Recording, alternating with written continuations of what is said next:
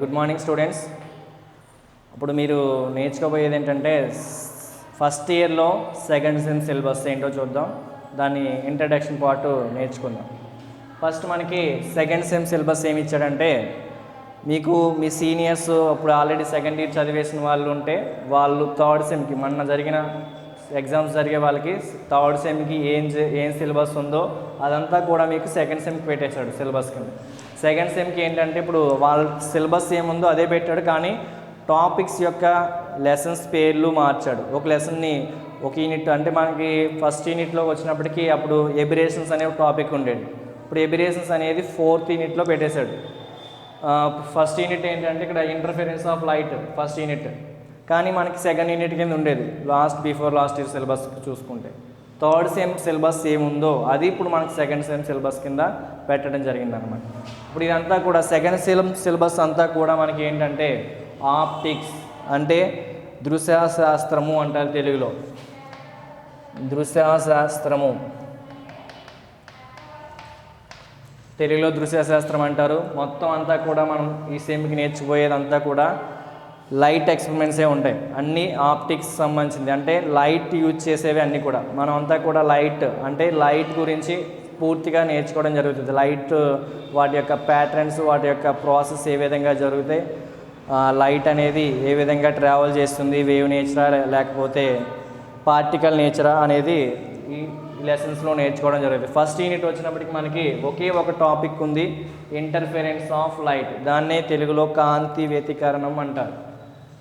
రెండో యూనిట్ చూడండి, unit 2. Unit 2కి వచ్చినప్పటికీ ఒకే ఒక టాపిక్ ఉంది, డైఫ్రాక్షన్ ఆఫ్ లైట్. దీన్ని తెలుగులో ఏమంటారంటే కాంతి ధ్రువణం అంటారు. ఇవన్నీ కూడా మీకు ఇంటర్మీడియట్లో అక్కడక్కడ డెఫినేషన్స్లో ఉంటాయి నాకు తెలిసి. వ్యతికరణం, వివర్తనం, ధ్రువణం. ఇది వివర్తనం అమ్మ, తెలుగులో అయితే వివర్తనం. అంటే డైఫ్రాక్షన్ ఆఫ్ లైట్ అంటే కాంతి వివర్తనం, వ్యతికరణం. ఇవన్నీ కూడా మీకు 2 మార్క్స్ క్వశ్చన్స్ కింద ఉంటాయి. ఆప్టిక్స్, వేవ్ ఆప్టిక్స్ అనేది ఇంటర్మీడియట్లో ఉండేది మీకు సెకండ్ ఇయర్లో అనుకుంటా. ఇప్పుడు యూనిట్ 2 ఏంటంటే డైఫ్రాక్షన్ ఆఫ్ లైట్, కాంతి వివర్తనం. యూనిట్ 3కి వచ్చినప్పటికీ పోలరైజేషన్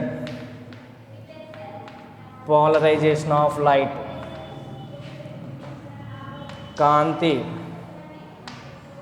ధ్రువణం అంటారు దీన్ని. పోలరైజేషన్ ఆఫ్ లైట్, కాంతి ధ్రువణం, థర్డ్ యూనిట్. ఇవన్నీ ఒక చిన్న టాపిక్స్ అనుకుంటారు, కానీ యూనిట్ వచ్చినప్పటికీ చాయిస్ చాప్టర్స్ లేవు, అంటే పెద్ద టాపిక్స్ ఇవన్నీ కూడా. ఒక్కొక్క యూనిట్లోంచి 2 ఎస్ఏలు ఇవ్వడం జరుగుతుంది మీకు. దీంట్లో 2 ఎస్ఏలు ఇస్తే మీరు ఒక ఎస్ఏ అనేది మీరు ఎగ్జామ్కి వెళ్ళిన తర్వాత చాయిస్ వదులుకోవాలి. సేమ్ అలాగే సెకండ్ యూనిట్కి వచ్చినప్పటికి దీంట్లోంచే 2 ఎస్ఏలు వస్తాయి. థర్డ్ యూనిట్ వచ్చినప్పటికి దీంట్లోంచే 2 ఎస్ఏలు వస్తాయి. అంటే ఒక్కొక్క యూనిట్కి ఒకే టాపిక్ ఉంది కాబట్టి మీరు పూర్తిగా నేర్చుకోవాలి. మీకు ముందైతే ఫస్ట్ సెమ్ చూసినప్పటికీ ఒక్కొక్క టాపిక్ ఒక్కొక్క యూనిట్లో 2 టాపిక్స్ ఉండేవి. ఒక లెసన్ చదివితే ఇంకో లెసన్ చాయిస్లో వదిలేవలసి వచ్చేది. అంటే మొత్తం నేర్చుకుంటే పర్వాలేదు, ఎగ్జామ్ ఓరియంటెడ్గా చూసుకుంటే ఓన్లీ ఒక లెసన్ నేర్చుకుంటే కంప్లీట్గా ఇంకో లెసన్ అనేది చాయిస్లో వదిలేచ్చు. కానీ దీంట్లో మాత్రం మొత్తం నేర్చుకోవాలన్నమాట. ఫోర్త్ యూనిట్కి వచ్చినప్పటికీ దీంట్లో కూడా ఒకే టాపిక్ ఉంది, ఎబిరేషన్స్ అండ్ ఫైబర్ ఆప్టిక్స్. దీన్ని తెలుగులో ఏమంటారంటే విపతనాలు మరియు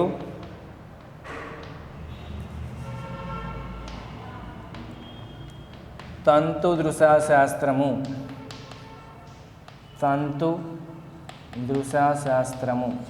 అని అంటారు. ఫైబర్ ఆప్టిక్స్ అంటే తంతు దృశ్యశాస్త్రం, ఎబిరేషన్స్ అంటే విపతనాలు. ఈ విపతనాలు, ఎబిరేషన్స్ అనే టాపిక్ ఓల్డ్ సిలబస్ అంటే మీ సీనియర్స్ సిలబస్లో ఏముండేదంటే ఫస్ట్ యూనిట్ కింద ఉండేది. ఎబిరేషన్స్ ప్రత్యేకంగా ఒక యూనిట్ కింద ఉండేది. కానీ ఇక్కడ ఏంటంటే సిలబస్ మార్చాడు కాబట్టి ఇంటర్ఫిరెన్స్ అనేది ఫస్ట్ యూనిట్, డైఫ్రాక్షన్ అనేది సెకండ్ యూనిట్, పోలరైజేషన్ అనేది థర్డ్ యూనిట్. ఎబిరేషన్స్ అనేది 4th యూనిట్ కింద పెట్టి ఫైబర్ ఆప్టిక్స్ అనేది 5th యూనిట్లో ఉండేది ఓల్డ్ సిలబస్లో. ఆ టాపిక్ వచ్చి 4th యూనిట్లోకి యాడ్ చేయడం జరిగిందనమాట. నెక్స్ట్ 5th యూనిట్ చూడండి. 5th యూనిట్ వచ్చి లేజర్స్ అండ్ హోలోగ్రఫీ.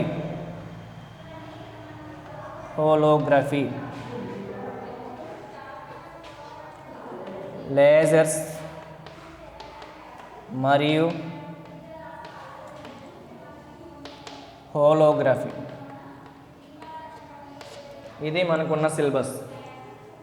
5 యూనిట్లకి 5 టాపిక్లు మాత్రమే ఉన్నాయి. ప్రతి టాపిక్ కూడా కంప్లీట్గా నేర్చుకోవాలి. ఎగ్జామ్కి వెళ్ళిన తర్వాత మాత్రమే మీరు చాయిస్కి అనేది క్వశ్చన్స్ అనేవి ఎస్ఎస్ చాయిస్కి తీసుకోవడం జరగాలి. ఎగ్జామ్ ప్యాటర్న్ ఆల్రెడీ మీకు ఫస్ట్ సెమ్కి తెలుసు కాబట్టి పేపర్ ఏది చెప్పాను అదే. ఆల్రెడీ మీకు ఫస్ట్ సెమ్ మొత్తం కంప్లీట్గా చెప్పడం జరిగింది.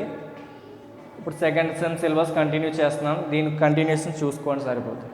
ఇది మనకున్న సిలబస్. ఫస్ట్ సెమ్ ఆల్రెడీ అయిపోయి సెకండ్ సెమ్ చూసుకుంటే ఇది సిలబస్. మనం ఫస్ట్ నేర్చుకోబోయేది ఏంటంటే ఇంటర్ఫరెన్స్ గురించి నేర్చుకుందాం ఈరోజు. ఇంట్రడక్షన్ పార్ట్ ఇంటర్ఫరెన్స్ గురించి ఇంట్రడక్షన్ నేర్చుకుందాం. ఇంట్రడక్షన్ మాత్రమే ఈరోజు చెప్తాను. రేపు నుంచి కంటిన్యూషన్ చూద్దాం. సిలబస్ అయితే ఇది. ఇంటర్ఫరెన్స్ అంటే ఏంటి, అసలు వ్యతికరణం అంటే ఏంటి అనేది తెలుసుకోవాలి మీరు.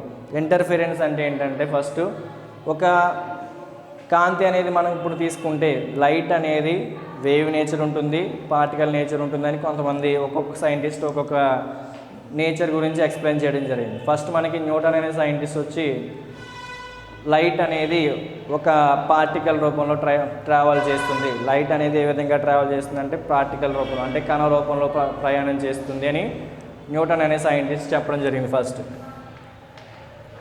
న్యూటన్ ఏం చెప్పాడు, పార్టికల్ నేచర్ అంటే కాంతి అనేది కణ రూపంలో ప్రయాణిస్తుంది అని చెప్పడం జరిగింది. రెండో సైంటిస్ట్ ఏం చేశాడంటే తర్వాత హైగెన్స్ అనే సైంటిస్ట్ వచ్చి పార్టికల్ కాదు వేవ్ నేచర్లో అంటే తరంగ రూపంలో ప్రయాణిస్తుంది అని చెప్పడం జరిగింది. హైగెన్స్ అనే సైంటిస్ట్ అంటే న్యూటన్ చెప్పడానికి కొన్ని కారణాలు ఉన్నాయి, హైగెన్స్ చెప్పడానికి కొన్ని కారణాలు ఉన్నాయి. అంటే కాంతి అనేది వేవ్ నేచర్ కలిగి ఉందని చెప్పడానికి కొన్ని ఎక్స్పెరిమెంట్స్ అనేవి యూజ్ అయ్యాయి. పార్టికల్ నేచర్ అనేది చెప్పడం గురించి కూడా కొన్ని ఎక్స్పెరిమెంట్స్ అనేవి వీళ్ళిద్దరూ నిరూపించడం జరిగిందనమాట. తర్వాత ఏంటంటే కొంతమంది సైంటిస్టులు వచ్చి కాంతి అనేది ఒక ఫోటాన్ రూపంలో అంటే E=hν ఎనర్జీ కలిగిన ఫోటాన్స్ రూపంలో ట్రావెల్ చేస్తుంది, శక్తి ప్యాకెట్ల రూపంలో ప్రయాణిస్తుంది అని చెప్పడం జరిగింది. ఆల్రెడీ మీకు ఈ థియరమ్స్ గురించి అన్నీ ఇంటర్మీడియట్లో ఉంటాయి అనుకుంటా నాకు తెలిసి. ప్యాకెట్స్ రూపంలో ప్రయాణిస్తుందని చెప్పడం జరిగింది. తర్వాత ఏంటంటే ఎవరు ఆయన పేరు వేరే సైంటిస్ట్ వచ్చి ఏం చెప్పాడంటే ఐన్స్టీన్ అనే సైంటిస్ట్ వచ్చి ఏం చెప్పాడంటే పార్టికల్ నేచరు ఉంటుంది ప్లస్ వేవ్ నేచర్ కూడా ఉంటుంది కాంతి అనేది. అంటే సమయానుకూలంగా పార్టికల్ నేచరు వేవ్ నేచర్ కూడా కాంతి అనేది కలిగి ఉంటుంది అని నిరూపించడం జరిగింది ఐన్స్టీన్ అనే సైంటిస్ట్ వచ్చి. ఇప్పుడు దీని గురించి మనం నేర్చుకునే అవసరం లేదు, కానీ ఇప్పుడు ఇంటర్ఫిరెన్స్ అనే కాన్సెప్ట్ గురించి నేర్చుకోవాలి. ఇంటర్ఫిరెన్స్ జరగాలంటే ఖచ్చితంగా కాంతి అనేది ఖచ్చితంగా తరంగ రూపంలో ప్రయాణించేది మాత్రమే ఉండాలి. అంటే ఇంటర్ఫిరెన్స్ అనే కాన్సెప్ట్ జరగాలంటే ఖచ్చితంగా మనం కాంతి అనేది లైట్ అనేది ట్రావెలింగ్ విత్ వేవ్ నేచర్ తరంగ రూపంలో మాత్రమే ప్రయాణించాలన్నమాట. అంటే అసలు వ్యతికరణం ఇంటర్ఫిరెన్స్ అంటే ఏంటి?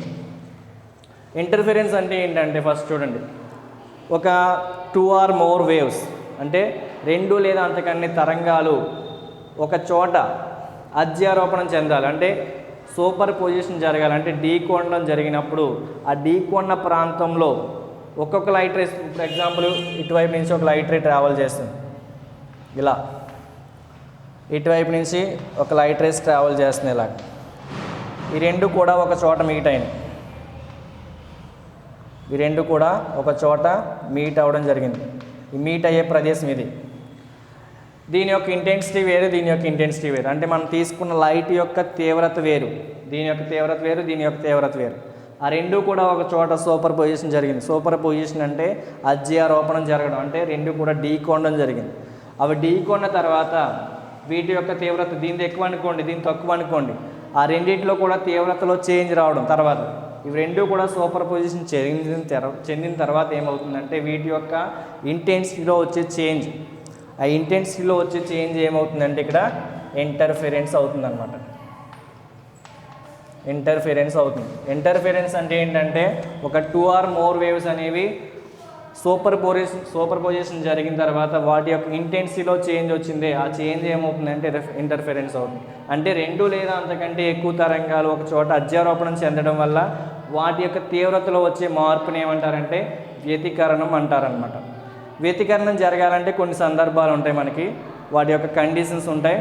అవన్నీ కూడా రూల్స్ అండ్ రెగ్యులేషన్స్, వాటి గురించి చూద్దాం ఒకసారి.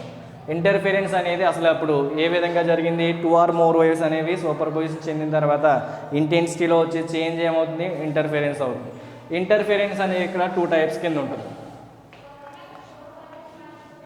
ఫస్ట్ కన్స్ట్రక్టివ్, రెండవది డిస్ట్రక్టివ్. డిస్ట్రక్టివ్. కన్స్ట్రక్టివ్ అంటే నిర్మాణాత్మక వ్యతికరణం అంటారు.